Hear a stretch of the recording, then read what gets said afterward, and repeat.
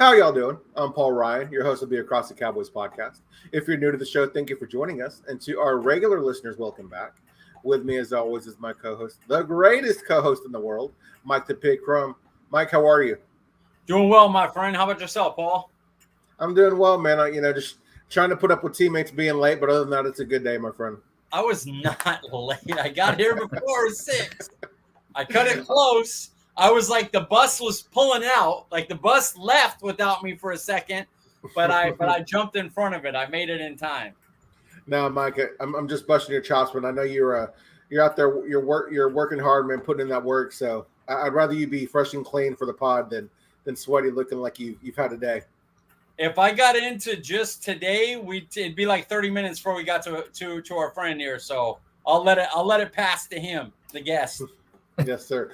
Well, Mike, before we introduce our guest tonight, remind the people they can find you on Twitter. At CD Piglet, guys. Nice and easy. Guys, I'm Paul Ryan. You can find me on Twitter at Paul_Ryan15. Again, guys, here we are with season 3 of our series, Cowboys Beef, a series where Mike and I bring on fans of the Cowboys to discuss what it's like being a Cowboys fan, season expectations, and everything in between. Our guest tonight is staff writer for Inside the Star, co-host of Talking Boys with the Boys podcast, and is fluid in gifts. Ladies and gentlemen, please welcome Mario Herrera Jr. to the show. Mario, how are you? I'm doing great, guys. I'm alive, I'm healthy, and the Cowboys are good. Hey, all good things, man. All good things, Mario. Well, where can we find you on Twitter, sir? Well, you can find me on Twitter. If you want to just look up my username, it's @_CXMario. But you could also find me sometimes around Eagles Twitter with all the salty Eagles fans. You know, they really don't like to hear facts. I hear that, Mario. I stopped engaging with Eagles fans quite some time ago, but it's fun to kick that Eagles nest every now and again. I try to be cool. I let them. I don't usually engage either. I just I like to drop a tweet with some facts on there, mostly how Dak is better than Hurts, and then I just let them have at it in the comments. Let them fight themselves, right? Yep. I know you. I'm curious. Before we get started with our discussion, you recently had that article about the Amari and Dak game in 2018 when that comeback that went into overtime. What was there? Did you get a lot of Eagles feedback on that? Actually, no. I was surprised. It was just a lot of Cowboys fans who they enjoyed reminiscing that game as much as I did, and you know, this offense, I believe, especially last year, it missed Amari Cooper, and it showed. You know, it might not show during the regular season, but it showed in the playoffs. So it was good to go back and see just how dominant he was, especially the second half of the season of 2018 when we first acquired him. Absolutely. That could have been a Super Bowl losing mistake. Now it looks good now because Lamb came up and we got Cooks and everything. But you can't convince me that Amari Cooper's on that team that they wouldn't have had a better chance of scoring 20 points on San Francisco. And then you never know what happens. Division game, you know, Dak Prescott's beat Eagles how many times? Maybe they beat us without Pollard. Maybe they don't. But, I mean, we could have been in the Super Bowl if that team has Amari Cooper, honestly. I believe that. Yeah. That's true. Yeah, I won't argue with you there, Mike. So let's go ahead and get after it, boys. Mario, I'm curious. How long have you been a Cowboys fan? Well, it's easy to say, you know, as long as I can remember, because it really is as long as I can remember. But I actually sat down one day to try to figure that out, and I thought about the oldest memory that I have of Cowboys football, and it was actually a memory where I'm sitting on the couch with my dad, and we're watching the Cowboys play the Oilers in a preseason game. So I went back and I checked all the preseason games throughout all the years, and that one actually ended up being 1991. So I can say I've been a Cowboys fan since 91. That's amazing. Cool. I think I'm the same year. I think 91. I followed Jimmy Johnson. I was a big fan of Jimmy Johnson, and I followed him to the Cowboys. And I think it was 91. Right around there, yep. It's crazy. So you have a long, you have Super Bowl winning teams in your history, so you know that and everything. Who's your all-time favorite Cowboys player? For me, you know, a lot of people say, you know, Emmett, Irvin, Aikman. my favorite Cowboys player all time actually is Darren Woodson. That's a great one, man. I really like what he brought to the game. I actually wrote an article about this a couple weeks ago about what a travesty it is that he's not in the Hall of Fame. Amen. Especially over other safeties like Leroy Butler, John Lynch. There was one more that I was like, he could have been in over this guy, but he was basically the first safety in the NFL to cover slot wide receivers. He was covering Jerry Rice in the slot, Tim Brown, Herman Moore, and he was shutting them down. So he really changed the game. Coming out of Arizona State, of course, is an undersized linebacker and moving to safety in the NFL. So he really did a lot for the game, and I think he's really underappreciated, even by some Cowboys fans. Dude, if you took Jaron Kearse, Hooker, and Wilson, and you mixed them into one player, it's Darren Woodson. He did all of them. He was the first hybrid linebacker safety, played wide receivers in the slot, played the deep middle. It's a travesty he's not in the Hall of Fame. It's ridiculous. And he still played special teams most of the time. Almost 100% snaps, Darren Woodson. Yep. 100%. I wonder how much longer he could have played if it wasn't for that back injury. Oh, man. He was so good. He was so unique. I love him. Great answer there, Mario. Well, moving fast forwarding to today, who's your current favorite Cowboys player? For me, it's the guy that you can see me defending on Twitter almost every single day, and that's Dak Prescott, man. Love it. He's such a good leader, not only on the field but off the field as well. I admire his story. From he wasn't highly recruited out of college. He won the starting job at Mississippi State. He had them at number 1 in the nation for a few weeks. He got that big win over LSU. And then moving on, once he got drafted, being thrust into the starting role with the injuries to Romo and to Kellen Moore, and being successful right off the bat. You can't forget 2016 and that narrow loss with a boneheaded play from Terrence Williams running down to give Bailey a chance for the field goal. The team rattled off 11 straight wins after that. He was a big part of that. He lost his mother, he lost his brother, and just still managing to shuck that underdog, status, and now he's going into his 8th year as a starting quarterback on the most prolific franchise in sports. You gotta love the guy. I love you so much. Sorry, Paul. Go ahead. No, I was going to say I don't know how people can dislike Dak Prescott. It's insane to me. He's done so much. One, there's a good portion that just doesn't like him because of the color of his skin. Unfortunately, that's a thing, But the way people, like last year, perfect example. The guy went in with one of a bottom third of the league pass blocking offensive line, and CeeDee Lamb as a weapon because their offensive play caller wouldn't use the running back. I don't hate Kellen Moore, by the way. I think he's a good OC. But that was one weakness of his, is he would not use the running back in the passing game. And he still had a number 1 offense almost every week that he played from injury. And then when they got beat by a squatted up San Francisco team that happened to find a really good quarterback that nobody knew, but he played really well on this team, everybody's like, oh, yeah, see, Dak sucks. And I'm like, bro, come on. Look at the two teams. They had Ayuk and Kittle and Debo and Mitchell and Christian McCaffrey. And we were running out there with CeeDee Lamb. And then Pollard got hurt. Like, what do you want the guy to do?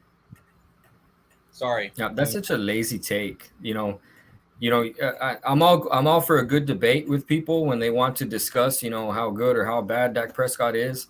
But I don't engage with the people that their first answer is, well, he's trash or he sucks. Oh, like, you know what, man? Yeah. You can go argue with some other uneducated football person, not with me.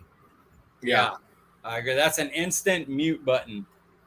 So we're on Dak, so that's a perfect segue to the next question. Is this the best offseason the Cowboys have put together in the Dak era? I would say yes. It feels like this season they're finally really doing their best to put the best pieces around him to help him succeed and not just throwing everything on his shoulders. Um, it's not just about what they've given him on offense either. After adding Brandon Cooks, it was an aggressive move based on what we've seen from them in the past. And that aggressiveness was applied to both sides of the ball by adding Gilmore as well.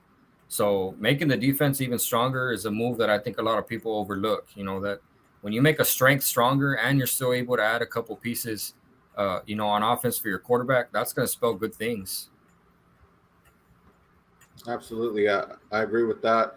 Well, looking at, the offseason that they had some, I shouldn't say major, but losing a fan favorite in Ezekiel Elliott, and then of course losing offensive minded Kellen Moore, who was a big part of having a top 3 offense the last 3 seasons. Should we be worried about the Cowboys offense in 2023? I don't think so, and I think that the telltale sign of that is just the fact that McCarthy and Schottenheimer are keeping most of the offensive philosophy in place. That means that Kellen Moore, he did bring something good for the team. He is a good offensive coordinator. I mean, they were number 1 in scoring, and was it 2021, I believe, number 1 in scoring with over 30 points a game. He did good things, but his time ran out, I think. He got found out. The defensive coordinator caught up with him, and he really showed how young of a coach he is because he couldn't make adjustments necessary to counter what the defenses were showing him. And that's evidence. I mean, D'Amico Ryan's Cameron's daddy, because 2 years in a row, he had no answer for him in the playoffs. And that was 1 year as a favorite. Also, the home game, the home wild card game in 21. So, as for Zeke, running backs have shown us in recent history that they're kind of easily replaced with younger legs. If the offense is going to miss Zeke, I think it'll be more his vocal leadership on the field. For so many years, his play was a catalyst, to fire up the rest of the team. A big run, finishes it with the feed me gesture, get the crowd fired up, get the sideline fired up. That the whole team would feed off of it. And if anybody else on offense can really provide that this year. I'm also curious to see how Dak responds without his best friend in the locker room with him for the first time in his career. That's a good point, man. I'm you kind of answered my next question with your last answer about keeping Kellen Moore. So I'm going to flip it and say, maybe not a minimum deal, but say it was under $5 million a year. Would you have brought back Ezekiel Elliott? For what he brings to this team, the things that I just talked about, I would think so. It would probably be difficult now that the 4 p.m. deadline has passed and we know that Pollard's going to count over $10 million, to the cap. I just don't think that they want that many funds allocated to the running back room. But, for me, any player for the right price can be brought back, especially somebody who had such a big an impact as Zeke, and, not just on the field, but as a leader in the locker room. Agreed with that. I think it's safe to say that Cowboys fans have a lot to be excited about this offseason with the moves that the Cowboys have made via free agency and the draft. But when you look at the draft and free agency, where do you think the Cowboys did better? Well, over the past few years, probably since 2012, 2013, the answer every year has been the draft.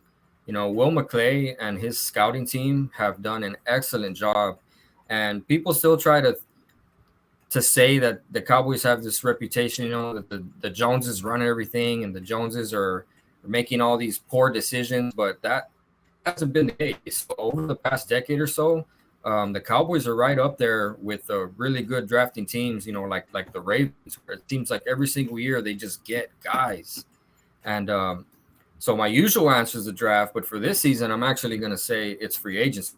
The veteran additions of Cooks and Gilmore that we talked about earlier, the re-signing of LVE, the re-signing of Donovan Wilson, they're really keeping this core together to try and maximize the talent on the field and try to to maintain the continuity of these players. I do think Mozzie Smith was a great draft pick. What the defense was lacking, which is really a one technique, a run stuffer there in the middle that we got with Hankins, but he's on the wrong side of 30. Mozzie Smith would be good to come in. He is freakishly strong, as evidenced by those videos where Michigan had to call the manufacturer to get them to put more weight on that machine because he was too strong for that machine. But really nobody else from the draft jumps out to me. So I'm going to have to say free agency was more impactful this season for the first time in many years. And for people that'll say like, Dallas didn't really sign any free agents, so they made trades. We're talking about a period. In that free agency period, while other people were signing people, they went out and made these moves. And so we're not just talking about did they draft better players or sign better players. We're saying in those times, what moves did they do better? Because like the Eagles during their draft time, they traded for A.J. Brown the year before this one. That was a draft time move, And so I just want to clarify that for people that might be thinking like, well, they didn't really make big free agency moves. They didn't go sign anybody. During that time, they brought in two big-time players, which we're about to talk about right now. Which one of Gilmore or Cooks is going to have a bigger impact, Mario? That's a tough question because I feel both of them can come in and have a major impact, not only on the field, but as mentors for younger players on the roster. Based on recent events, I'm going to go with Cooks. We really could have used his savvy and playmaking ability in the San Francisco playoff game after Pollard went down, when it was really the CeeDee Lamb show and that's it. Really no other playmakers on the field. Outside of Lamb, there was just no firepower. So the defense has a lot of good young players. I do believe that if we hadn't added Gilmore, that Deron Bland would, in his sophomore season, would be ready to start opposite of Diggs. So I think we're okay in that area. We have good depth. Really, another playmaker on offense is what's going to make the difference this season. You want to hear a crazy stat that I just heard today? I think it was on 105.3 The Fan, to make sure I shout out the show for it. Dak Prescott, when targeting CeeDee Lamb, had a QBR of 93. Excellent. You take that to anybody. That's a killer. Any other receiving target not named CeeDee Lamb was like a 56, 57. That's terrible. Do you think if they had Amari Cooper or an equivalent that it's going to be a 56, 57 throwing to him? No chance. Definitely not. And that's surprising because you would think that he would probably do pretty well throwing to Schultz. Yeah. Right. But maybe, on the surface, we weren't looking at it right. And the team knew something by franchising him and then just letting him walk. Yeah, I just don't think he brought enough big plays. He was very security blanket, but he felt very Ezekiel Elliott like he did something very well, but then that's all he was going to add. Do you want to pay for that? Do you want to pay money for just that? And like you said, if it was Zeke under $5 million, Dalton Schultz on a $5 million deal, well, sure, you can bring us that level, and then we have money to get other people that could do the other things. But I just don't think – I think they made the right move. I don't think he does enough beyond what he could do. He didn't have that capability. Yeah, they were dependable, not dynamic. Yeah. Bingo. You mentioned the success we've had in the draft, Mario, and you look at last year's draft with especially on the defensive side with Deron Bland, Sam Williams, and Damone Clark. When you look at those players, which one of those would you like to see take a significant 2-year leap? So I really like Sam Williams. He showed some flashes last season and what he can be. But for the overall success of the team, I'm going to say the answer for me on this one is Clark. We re-signed LVE because who's behind him? Nobody that we can depend on, unless Parsons moves back to linebacker, and we've seen what he is way more effective at edge. So if Clark can take a big step forward, we can confidently assume that he will be at the top of the depth chart next season, whether or not OB re-signs again or not. Just a little stat I heard today on 105 through the fan. Shout out to them. But last year, Sam Williams, in the limited snaps that he played, he had 10 tackles for loss. I think he was tied for first on the team. Yep. And the most DeMarcus Lawrence has ever had is 15. And that was 2018. And that's like a phenomenal year. You know what I mean? And that's full time on the field. Yeah. Yeah, he did that in 27% I'm excited for Williams. Snaps. It's crazy. Micah Parsons and Sam Williams, man, that's got to get you excited on that defensive line. Yeah, the twins. Yes, sir.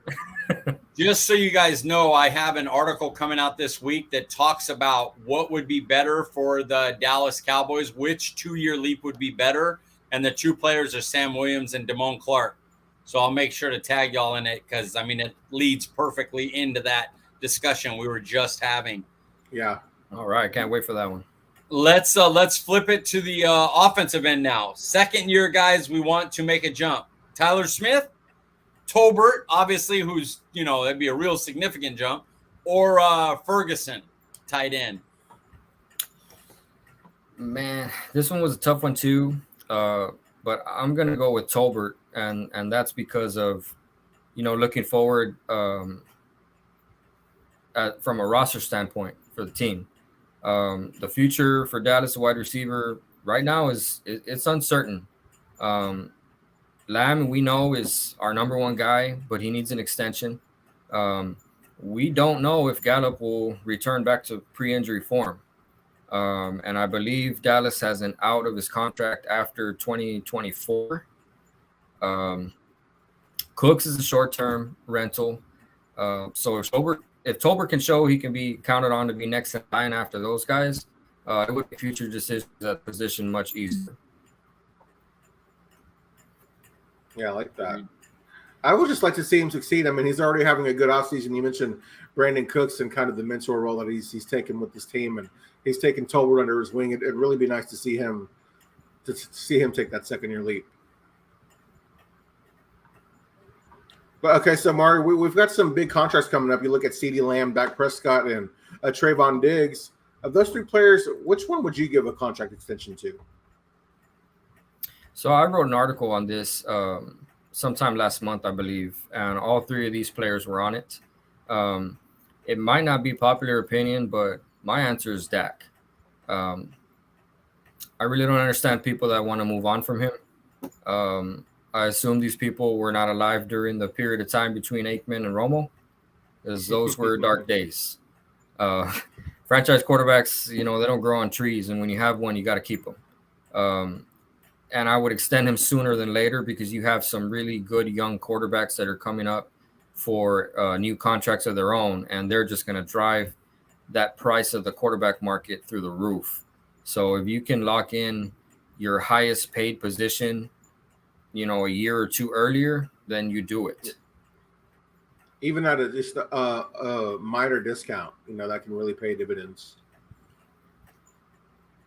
Now, today, right, like when we get off the pod, we should read a thing that says Dak Prescott was extended.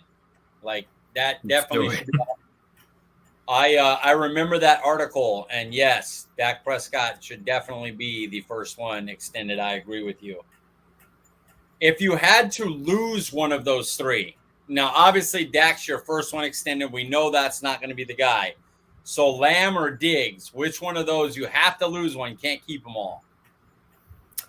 Of course, you want to keep them all, but that's just not realistic. So if I have to lose one of those three, it would be Diggs for me. And it hurts to say that considering how badly we've been looking for a solid corner since Terrence Newman left. But out of those three, that position is one that, especially with the defensive coordinator that we have, can be masked a little bit if the player is not talented. Now, we already have proof last season that we can't do that with our wide receivers. So we cannot let our best wide receiver and one of the best wide receivers in the NFL leave. Agreed. I agree. We've talked a lot about the success of the Cowboys offseason, but one concern, at least for me, and I would think most of Cowboys Nation, is the offensive line. Is that a concern for you, Mario? This might be another unpopular, but my answer is no. I'm not really that concerned about the offensive line. It's a lot of people think, and I think the problem here is that we're really spoiled with that offensive line we had from 2013 to 2016. The group that was considered the best in the NFL. Currently, we have 5 guys that could start on most other teams in the league, and one of those guys, we're talking about him being a swing tackle. So some teams have one elite guy surrounded by guys that barely get by. So we need to be grateful for what we have and make the best of it. If you had to line up the 5 starting offensive linemen right now, knowing everything the guys we have, you can't add anybody, you can't pick up a free agent. This is your group. Line them up for me from left tackle to right tackle. So in a perfect world, Terrence available week 1. So can we include him in this exercise? That's the way I'm going to. Who is it Terrence now? Steele available week 1. We're going to assume that. Supposed to be he's in. Yes. Okay. So from left to right, I would go Tyron at left tackle, Tyler at left guard, Biotish at center, and then right guard, and Steele at right tackle. Well, it's funny that it's became a thing, but it's really not that difficult. It's really not. That's your best 5. That's what you go with. And if something happens, knock on wood, we have Tyron all year. That'd be great. But when the inevitable injury happens, you go from there and you figure it out. But what other offensive line is like the Phillies not going well? Lane's missed some games every year, man. Maybe we should just play this other guy. We drafted people. No, just play your best 5 and then work it out from there when somebody gets injured. Yeah. Yeah, other teams do it all the time. That's something that I never understood was, our offensive line would completely collapse every time Tyron got hurt. And it's like, is this on the coaches? Is this players? What's going on here? Why do other teams sometimes are on their 3rd string lineman and their offense is doing just fine? It was bizarre. Yeah. Jason Garrett is why. Yeah. It hasn't really been a problem under Mike McCarthy. He's lost guys. He's never had a healthy offensive line. Jason Garrett, because he was always we line up, we do what we do. And it's like, yeah, but you don't have the guys to do that now. Don't make me start slandering Garrett. Chaz Green. All right. You look at Tyron Smith, Mario, and, as much as we love Tyron, the question has now gone to if Tyron Smith gets injured, but more so when Tyron Smith gets injured, what should we do? What do you do when Tyron Smith gets injured? Yeah, that seems inevitable now. He's missed 44 games since 2015, I believe. He's arguably still top 3 left tackle in the league when he's healthy, but he just gets injured a lot. I think the answer was given to us last season, and that's that Tyler Smith bumps out to left tackle, where he played really well as a rookie. He really exceeded expectations. Left guard would then be the position in question. I don't think there's an answer for that spot until we see what happens in training camp. We've heard that Let's-Go's been working there. We signed Chuma Edoga to a 1-year deal. I think there was one other guy that was working in at left guard also, but he was going with the 3rd team. Farniok. I know Farniok did a little. Farniok, he's our swing interior lineman, and he actually started a couple games last year, or started week 1, I believe, in place of Zach Martin, maybe, or that might have been the year before. I'm not sure, but I don't know that if that happens, that we're gonna have anybody that the fan base is gonna be happy with at left guard. It's just gonna have to be kind of a plug this guy here. They're going to have to scheme the offense to try to help him out to keep guys from pressuring Dak, right up the middle. Yep. That's going to be a big key. Yes. But we need our guys healthy for when we play NFC East and the Niners, man. Maybe the Rams, those big defensive tackle teams. Try to keep, I'd like to see Tyler go up against them inside next year. What do you think? What do you think the Cowboys are missing from this team that would take them over the top to be in that Philly, San Francisco top tier Super Bowl contender team? Kind of feels like a loaded question because I personally think Dallas has been a Super Bowl contender the past 2 seasons. Right. No reason to think that they aren't right now. The team itself is more than talented and enough to get there. I think the true question is whether or not McCarthy and Schottenheimer can get the offense to respond better to adversity than what Moore did. To me, that would be the key to advancing further in the playoffs. Let me ask you this, Mario. Sorry, Paul. I was going to say, so you could say you're answering it as in a better offensive coaching could be the thing that puts them over the top. So I think the offense. Well, yeah, the offensive coaching has been good when faced with adversity, the ability to adjust, because Moore did not adjust. Gotcha. System over player. That's crap, man. You got to utilize what it is that you have, and it's not just plug and play. If it was plug and play, you'd have a team full of undrafted free agents because they got the best team in the world. It doesn't work that way. Yeah, based on your response there, Mario, I'm curious. Do you think that Dallas is the number one team in the NFC?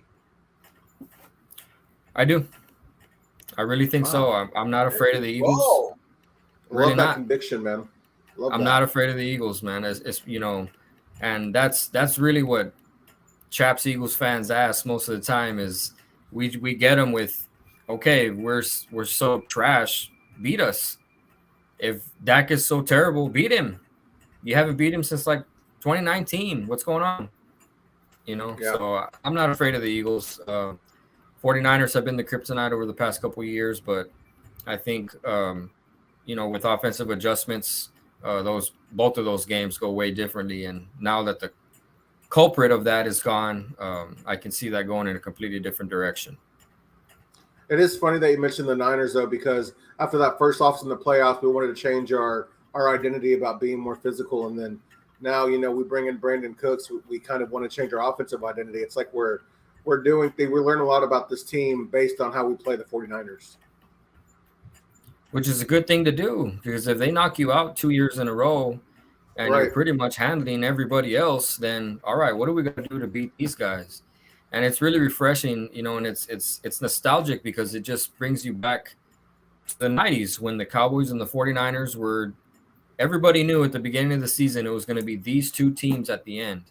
And all of the moves that they made in the offseason was to counter each other. Even, Dion going from San Francisco to Dallas, and Charles Haley going from San Francisco to Dallas, and Ken Norton going from Dallas to San Francisco. They just took players off each other. Yep. And you look at the three teams. It's Philly, Dallas, San Francisco. San Francisco's an uncertainty at quarterback, but they added Hargraves, who's going to be a great pass rusher for them. We added Cooks and Gilmore and Mozzie Smith, and then the Eagles. They got some draft picks, but I mean, they lost Hargrave, their number one pass rusher. I don't care what he had 16 more pressures as a defensive tackle than Reddick did as an edge player. He was double teamed more. He was their best pass rusher. They lost him. They lost their coordinators. So I mean, I don't yell at people that are like, how can you say Dallas is a better roster than the Eagles, as you think, Mario? It's not clear cut that Eagles have a better roster. Where I will say is they have the one key thing that helps their entire offense. They have a better offensive line, which helps their quarterback, helps their receivers, helps the running game. So I will give them that. That's hard to overcome. But full on as a roster, Cowboys might have a better roster than Philly. Yeah, I believe so. They're neck and neck for sure. You can make an argument either way. You mentioned the glory days in the 90s where it's either the Cowboys or San Francisco heading to the Super Bowl, Mario. But when you look at the McCarthy era, what would you say is it who or what is the biggest reason for the lack of a Super Bowl appearance under the McCarthy era? Well, probably unfair to him, but as a head coach, that falls on him. It's kind of like, the way they like to blame all the losses on the quarterback, but credit the team for team wins, it's not fair, but it's the way the game is played. So at the end of the day, the product on the field is his responsibility. The problem the past couple seasons has been the offense's failure to score against San Francisco in the playoffs.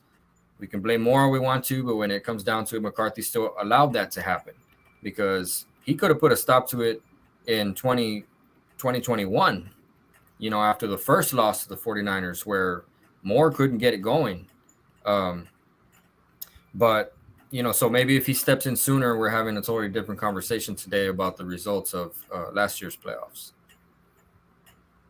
All right, so let's talk about this year now.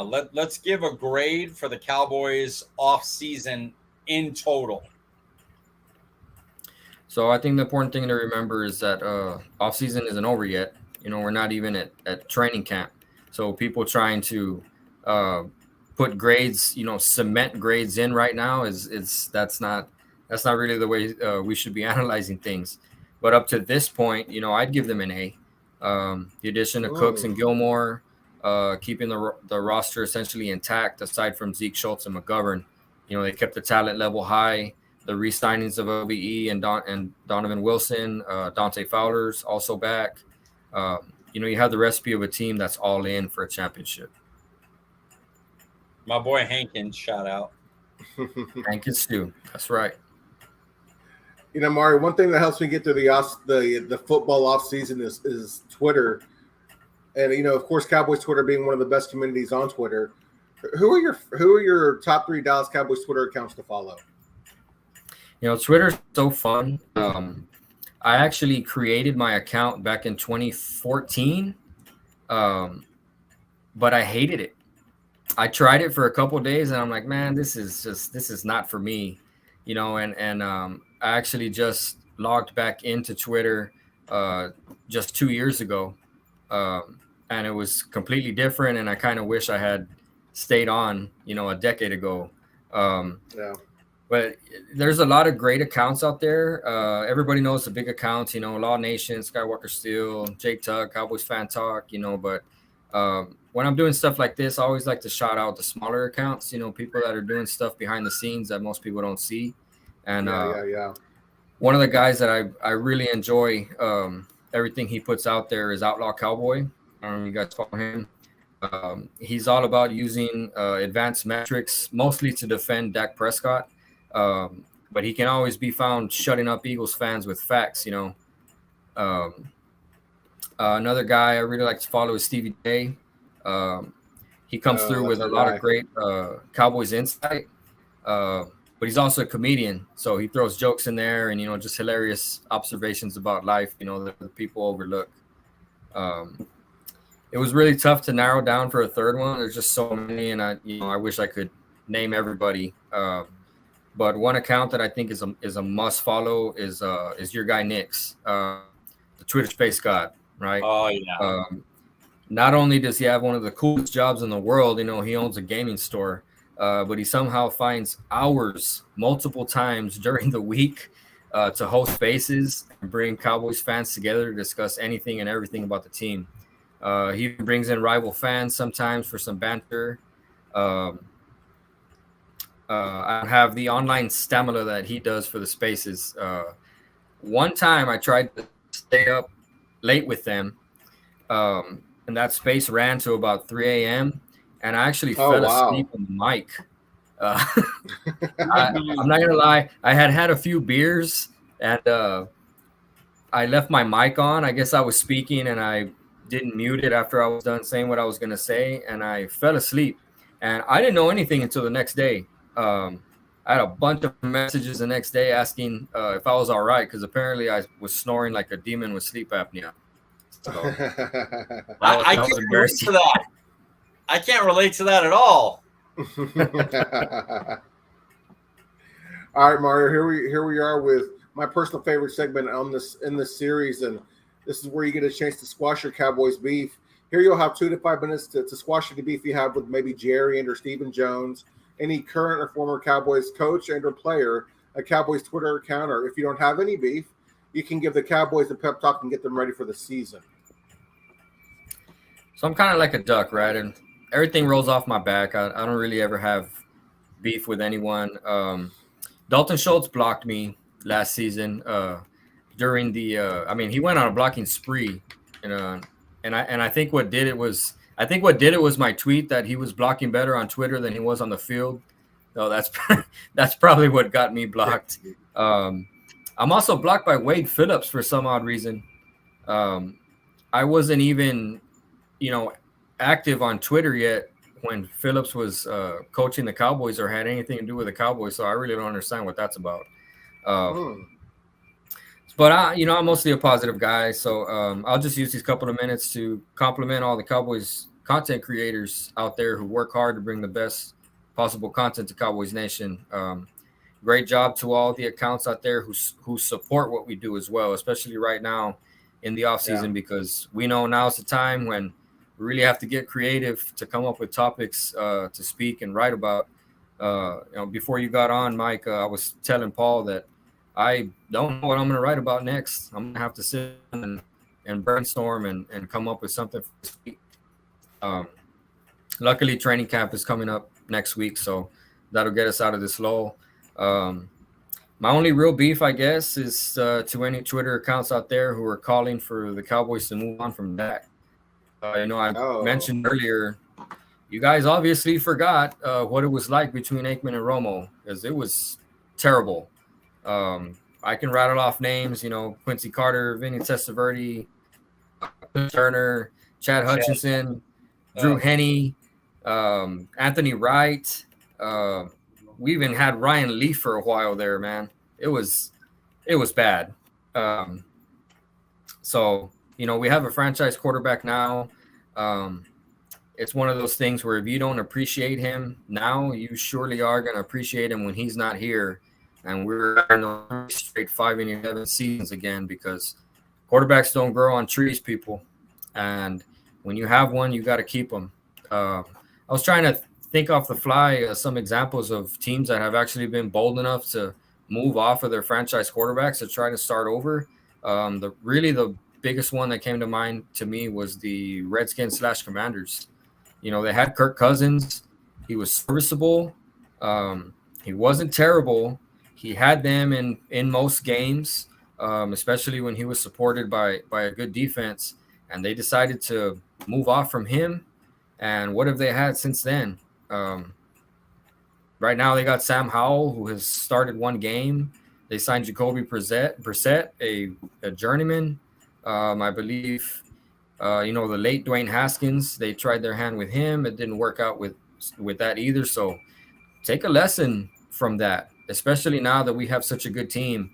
If we do move off of Dak and we get in a veteran quarterback that's a bridge for a rookie or whatever, the team is going to compete and might sneak into the playoffs, and we're not going to have that as high a draft pick as you think we are. I think people think that, let's get rid of Dak and we're going to end up with the number 1 draft pick. That's not going to happen. So 4-1 with Cooper Rush. Cooper Rush, yes. So appreciate what we have, because there's several other teams that would want Dak in a heartbeat. Oh, and they've come on this podcast and said it themselves, so you ain't lying there. Yeah, 100%. All right, Mario, you don't strike me as a bold take type of guy based on this conversation, but just for the sake of the conversation, give us one bold call Cowboys edition. So it's cliche, right? But I truly believe 100% that the Cowboys will be in the Super Bowl February 2024. I love but it, man. Love it. Like you said yourself, I'm not really a bold prediction guy, right? So I won't catch so much flack. I'll dial it a little bit and I'll say that they will advance to an NFC Championship game, and they will be the number 1 seed in the NFC next season. That's bold, man. Let's go. I like it. I love that, man. My bold takes Jake Ferguson, tight end 1. No, I'm just playing. That's it. Very, very bold there, Mike. Yeah, too bold. Jokingly bold. Hey, Mario, we thank you so much for your. Oh, wouldn't it be funny if he froze right now, right at the end? Yeah. You the audio cut off for me. Oh, it did? Yeah, the audio cut off for me too, Paul. Oh, okay. I didn't catch what you asked. I was saying, Mario, thank you for your time, and I know it's valuable. I appreciate you coming on tonight. You really you killed it tonight. But before we get you out of here, can you let the people know what kind of content you're going to be creating, what they can expect from you, and where they can find it? Definitely. Like Paul mentioned at the beginning of the show, I am a staff writer for InsideTheStar.com. I have been there since the beginning of May. I'm really enjoying it. It's my first real writing job, right, where I actually had a contract to sign. So it's not just freelance work, and I'm really enjoying it. And you can find me all my articles on there dating back to May if you want to catch up on the things that I've written. And of course, from this point forward, especially with the NFL season rolling around, I have plenty to say. You can believe me. You have an editor there? Bryson Treese is the editor and owner. He, my editor, like you said, trying to figure out stuff to write. My editor was like, "Where's the articles at?" And so that's why I came up with the second year leap thing. I'm just like you. I'm trying to figure out what the hell can we write about.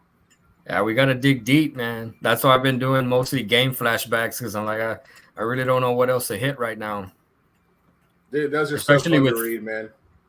I appreciate it. I appreciate you reading. Appreciate anybody else out there that helps me get those clicks, because I really enjoy it. And I don't know about you guys. I like to barbecue, right?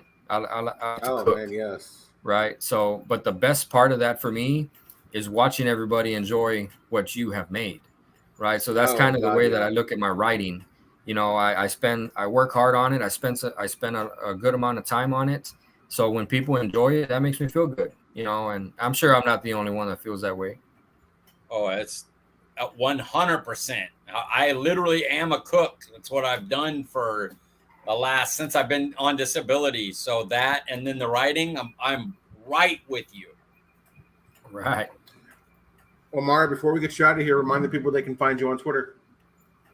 Find me on Twitter at _STX Mario, talking Cowboys. That's all. Yes, that's all I do. Mike, let them know where they can find you on Twitter, sir. If my tweets go through, I'm at CD Piglet, but I have been having some damn issues. They've been good all day today, but the 2 days prior to that, couldn't send anything. So hopefully I'll see y'all on there. Guys, I'm Paul Ryan. You can find me on Twitter at Paul_Ryan15. We appreciate you joining us, and we'll see you guys next week.